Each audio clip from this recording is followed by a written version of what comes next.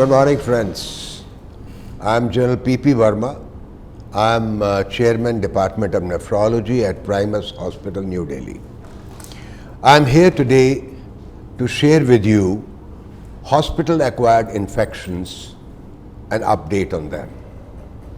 We all know that almost 20% of the hospitalized patients require catheterization, and each day of catheterization gives a risk of 3 to 10% for bacteriuria. And 20% of the patients with bacteriuria develop symptomatic UTI. If you look at the cost, it is phenomenal. Now, if you look at the etiology, possibly it is E. coli, Klebsiella, and Pseudomonas. These are the leading organisms, and gradually what is disturbing, the resistance and pan-resistance, almost 70 to 100% to the available antibiotics is developing there. Now look at 1 minute for the type of catheters. A lot of people talk of different catheters. Conventional catheter is latex rubber or silicone.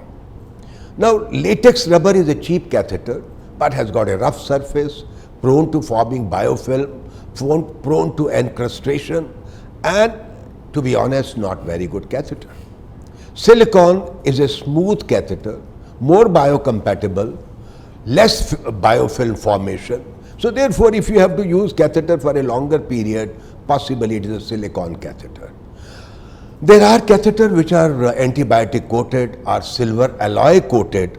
They are in some studies found to be superior to the conventional catheter, but the meta-analysis does not show them to be far superior.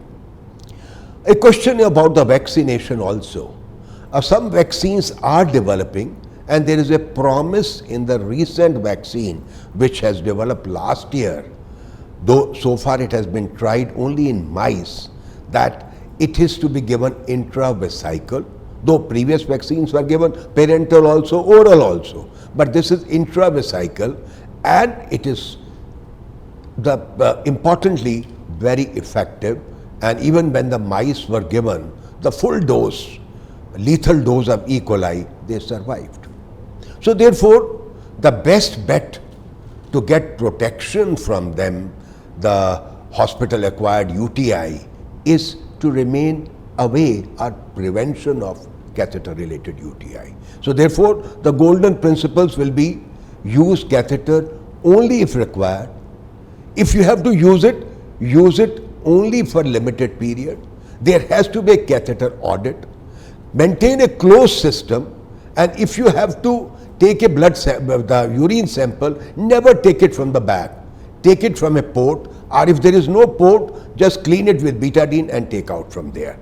So prevention will remain the best methodology, and if you want that for if a center has got or a person is prone to infections, immunocompromised, one can go for antibiotic coated catheter also. Thank you very much.